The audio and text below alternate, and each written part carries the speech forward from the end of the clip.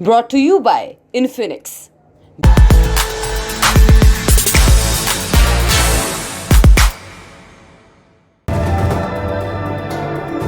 Brought to you by Infinix. Artificial intelligence यानी AI के godfather कहे जाने वाले जियोफ्री हिंटन ने इस्तीफा दे दिया है। वो 2012 से गूगल के लिए काम कर रहे थे। हिंटन ने जो रिसर्च की थी, चैट जीपीटी जैसी चीजें उसी की उपज है। बकौल टेक कंपनियां ये टूल्स इंसानों का काम आसान बनाएंगे, लेकिन इस्तीफा देने के बाद हिंटन ने जो कुछ बताया है उससे पूरी दुनिया में हड़कंप मचा दिया है। उनका कहना है कि एआई बहुत जल्द इंसानों से ज्यादा समझदार हो जाएगा।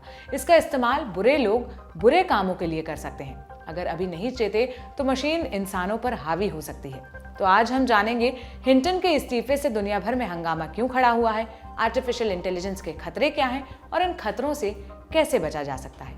नमस्ते, मेरा नाम सोनल है और आप देखना शुरू कर चुके हैं ललन टॉप का अंतर्राष्ट्रीय प्रसंगों से जुड़ा रोजाना का कार्यक्रम दुनियादारी। एक प्रोफेसर हैं कनाडा के टोरंटो यूनिवर्सिटी में, नाम जियोफ्री हिंटन, यूके में पैदा हुए। जिस समय एआई किसी काल्पनिक दुनिया की चीज लगती थी, तब उन्होंने इस टॉपिक पर पीएचडी की। आगे की रिसर्च के लिए पैसों की जरूरत थी, मगर कोई इसमें हाथ लगाने को तैयार नहीं था। उस दौर में उन्हें कनाडा की सरकार से मदद मिली। 1980 के दशक में वो टोरंटो पहुंच गए। वहां उन्होंने मशीन लर्निंग पर रिसर्च शुरू की। सीबीएस न्यूज की एक रिपोर्ट के मुताबिक उस दौर में अधिकतर क्रिएटर्स कंप्यूटर प्रोग्राम्स को बेहतर बनाने के लिए काम कर रहे थे। हिंटन को लगा कि इसके बजाय इंसानी दिमाग की नकल करना ज्यादा प्रभावी होगा। इससे कंप्यूटर्स इंसानों की स्किल्स को अच्छे से समझ सकेंगे और वे किसी टास्क को आसानी से पूरा कर पाएंगे। हिंटन टेक्नोलॉजी को वर्चुअल न्यूरल नेटवर्क में बदलना चाहते थे, यानी एक ऐसा नेटवर्क जो इंसानों के दिमाग की हूबहू नकल करता हो। शुरुआती दौर में हिंटन का आइडिया लोगों को समझ नहीं आया, लेकिन जैसे जैसे कंप्यूटर्स का विकास हुआ, उनका कहा सही साबित होने लगा। फिर 2012 में हिंटन ने अपने 2 स्टूडेंट्स के साथ मिलकर एक सिस्टम तैयार किया। ये सिस्टम हजारों तस्वीरों की पड़ताल करने के बाद उनमें से कॉमन ऑब्जेक्ट्स तलाश कर सकता था, वो भी सटीकता से। ऐसा पहले संभव नहीं था। जल्दी ही उनके आइडिया को गूगल ने खरीद लिया। कंपनी ने हिंटन को भी काम करने के लिए बुलाया। वो यूनिवर्सिटी के साथ साथ गूगल के लिए भी काम करने लगे। यहाँ उन्होंने एआई को डेवलप करना शुरू किया। आसान शब्दों में कहें तो एआई इंसानी दिमाग की मशीन द्वारा की गई नकल है, यानी जैसे इंसान सोचता है, तर्क करता है, सीखता है, जवाब देता है, अगर वैसी ही स्किल मशीनों को आ जाए तो इसे एआई कहेंगे। उदाहरण के लिए, बिना ड्राइवर के चलने वाली कार। सामान्य स्थिति में ऐसी कारों में ऐसा एल्गोरिदम फिट किया जाता है जिसके आधार पर कार सिग्नल रेड होने पर खुद ब खुद रुक जाती है, ग्रीन होने पर चलने लगती है। लेकिन सड़क पर हमेशा सब एक जैसा नहीं रहता। कभी गड्ढा दिख सकता है, कभी कोई सामने से दौड़ता हुआ आ सकता है, कभी जाम लग सकता है। ऐसी स्थिति में एआई काम करता है। वो बताता है कि मुश्किल परिस्थितियों में असली ड्राइवर कैसे बिहेव करता है, तुम्हें भी वैसे ही करना है। इसके लिए उसे हजारों तरह की परिस्थितियों से रूबरू कराया जाता है। आज के समय में यह system weather tracking, driverless car, face recognition जैसी सर्विसेज में बखूबी इस्तेमाल हो रहा है। एआई जो है आपका, अगर मैं एकदम सिंपल वर्ड्स में इसको समझाऊं तो ये एक कंप्यूटर साइंस का एक डिसिप्लिन है और आप इसको कंप्यूटर प्रोग्राम भी मान सकते हैं, जिसको कि एक ह्यूज डेटा सेट पे ट्रेन किया जाता है। तो आपके पास डिफरेंट डेटा मॉडल्स होते हैं, डिफरेंट डेटा सेट्स होते हैं और आप एआई को ट्रेन करते हैं ताकि ये जो काम ह्यूमंस करते हैं, जो हम मनुष्य जो काम करते हैं, ताकि ये उस चीज को कर सके। और जितना हम सोचने में सक्षम है, हम चाहते हैं कि हम एआई को वैसे ट्रेन करें कि ये हमारी तरह सोच सके, ये हमारी तरह इसके अंदर प्रॉब्लम सॉल्विंग स्किल्स डेवलप हो। बिकॉज हम कहते हैं ना कि हम as humans we have this power of problem solving. So AI उसी तर्ज पे एक कंप्यूटर प्रोग्राम है। तो देखिए, अभी अगर आप देख रहे होंगे, राइट, ये जितनी भी बड़ी कंपनियां हैं और आज हम लोग एक डिजिटल एज में जी रहे हैं, तो हम बहुत डेटा जनरेट करते हैं। और एआई क्या काम करता है? एआई उस डेटा पे अपने आप को ट्रेन करता है और जो हम डेटा जनरेट करते हैं वो काफी अहम इंफॉर्मेशन शेयर करता है कि हम कैसे सोचते हैं, हम कैसे रिएक्ट करते हैं। और एआई उस पे अपने आप को ट्रेन करता है, तो उसको भी पता है कि एक ह्यूमन कैसे सोच सकता है, वो कैसे बात कर सकता है। And on that verge, right, the AI responds to our question, और the idea is कि AI वैसे ही respond करे। खैर, हिंटन और उनके दोनों स्टूडेंट्स लगातार तरक्की करते गए। उनकी रिसर्च ने आगे चलकर चैट जीपीटी और गूगल बोर्ड को जन्म दिया। चैट जीपीटी को ओपन एआई नाम की कंपनी ने बनाया था। इसे नवंबर 2022 में लॉन्च किया गया था।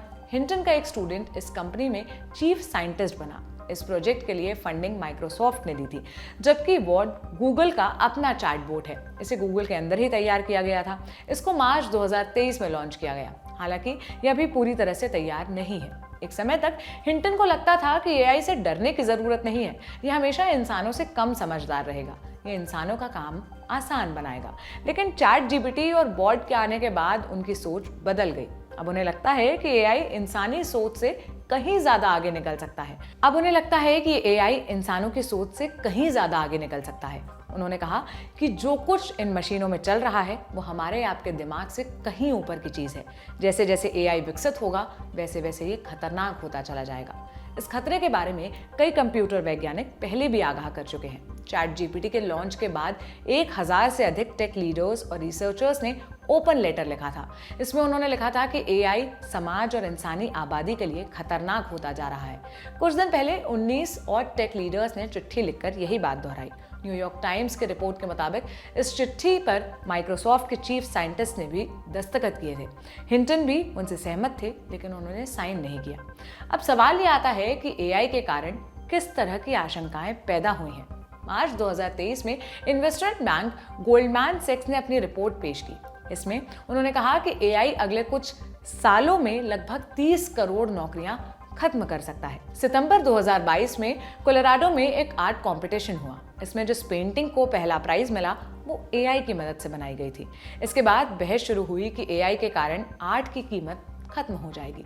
एक आशंका फेक न्यूज और प्रोपेगेंडा को लेकर भी जताई जा रही है। एआई की मदद से बनाए गए प्रोपेगेंडा कैंपेन इतने असली दिखेंगे कि उनमें अंतर कर पाना मुश्किल होगा। इनका इस्तेमाल अलोकतांत्रिक सरकारें अपने फायदे के लिए कर सकती हैं। एआई कोई खतरा है? ये वैसे कोई भी किसी भी टेक्नोलॉजी, राइट, अगर वो बहुत पहली बार आती है या जो एकदम अपने नेसेंट स्टेज पे होती है, उसके गुड एंड अगली इफेक्ट्स दोनों होते हैं, राइट। तो एआई भी हमारे ह्यूमन सिविलाइजेशन के लिए काफी बेनिफिशियल साबित हो सकता है और हो भी रहा है कुछ जगहों पे, बट इसके खतरे भी है। आपको देखना पड़ेगा कि क्या एज अ सोसाइटी हम लोग रेडी हैं। जो हमारी बड़ी कंपनियां हैं क्या इस चीज को रिस्पॉन्सिबली ले रही हैं?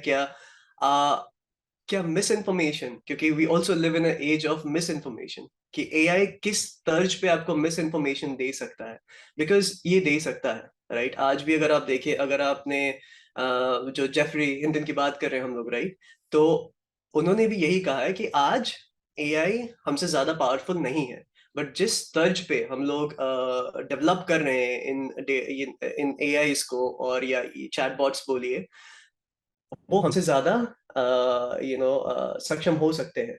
और वो फ्यूचर बहुत डिस्टेंट नहीं है। पहले अगर आप आज से 5 साल पहले ही जाए तो लगता था कि नहीं, they will never be as smart as we can be, right.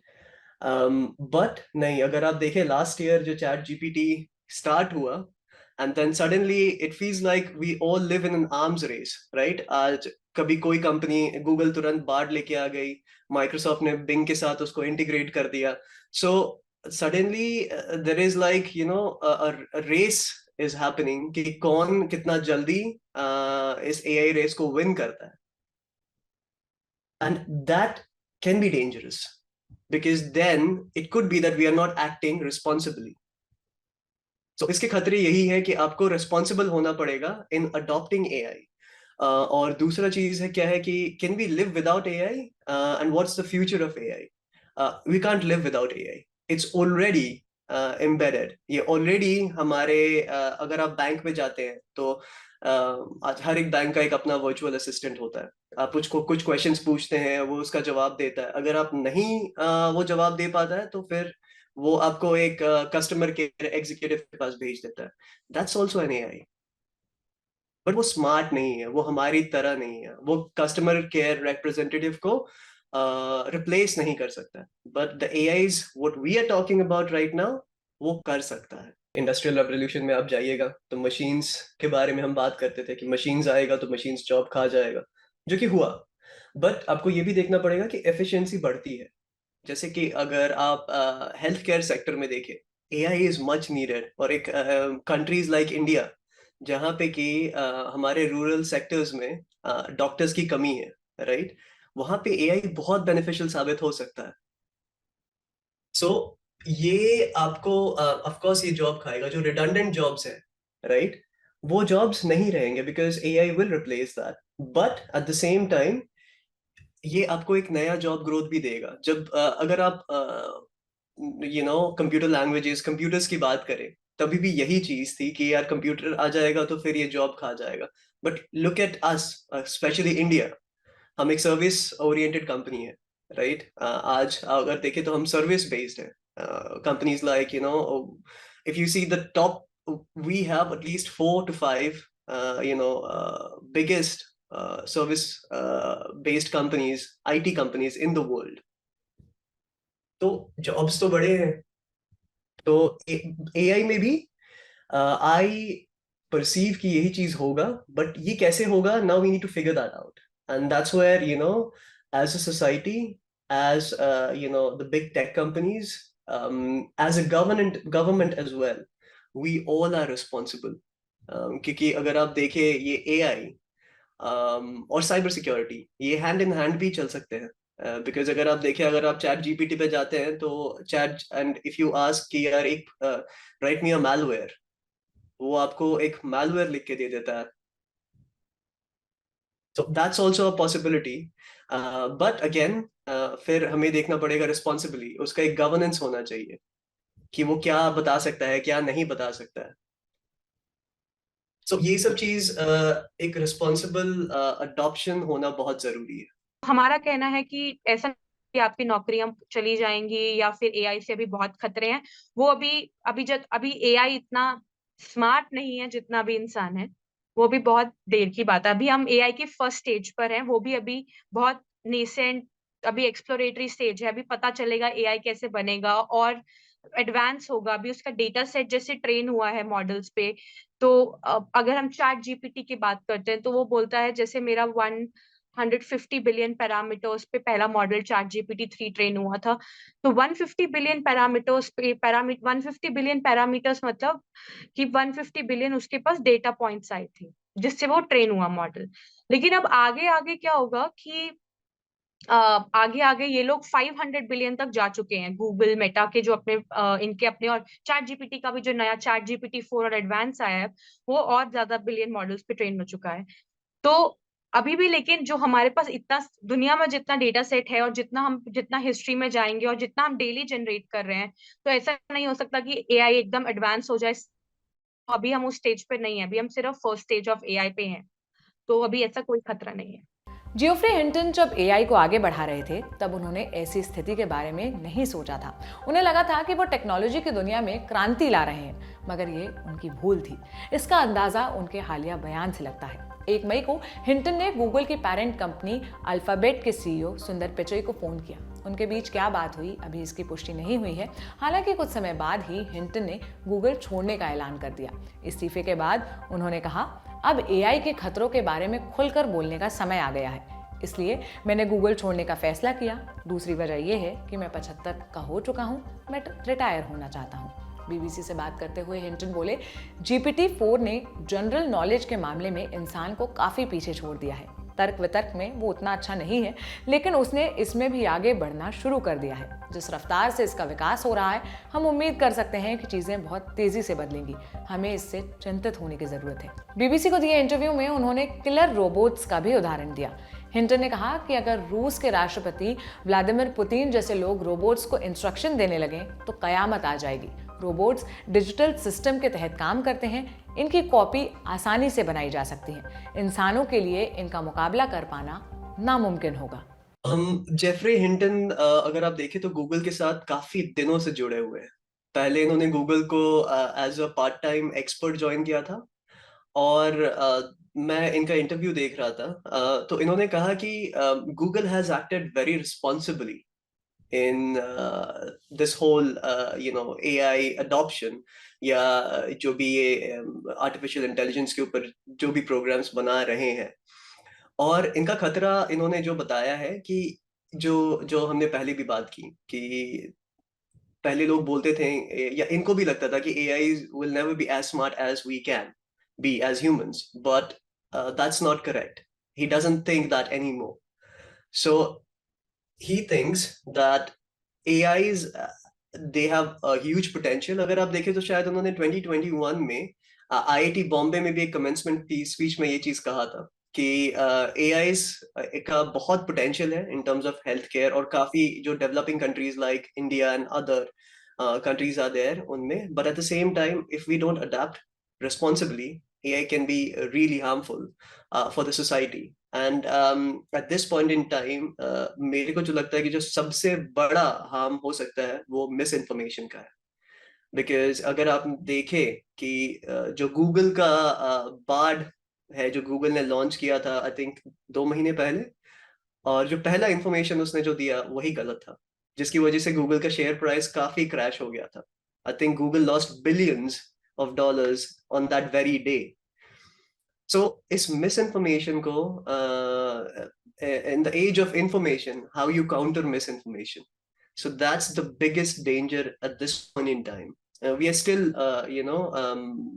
we haven't developed कोई भी ऐसी AI जो कि अभी ह्यूमन से मोर पावरफुल है. बट मैं एक आर्टिकल पढ़ रहा था जिसमें कि गूगल के एम्प्लॉय को गूगल ने फायर किया था, जिसने कहा कि एक आर्टिफिशियल इंटेलिजेंस जो प्रोग्राम है वो खुद ब खुद अपने को रन कर रहा था in the sense, and it was circumventing जो डेटा पॉलिसीज होती है, जो डेटा गवर्नेंस पॉलिसीज होती है, जो साइबर सिक्योरिटी पॉलिसीज होती है गूगल की.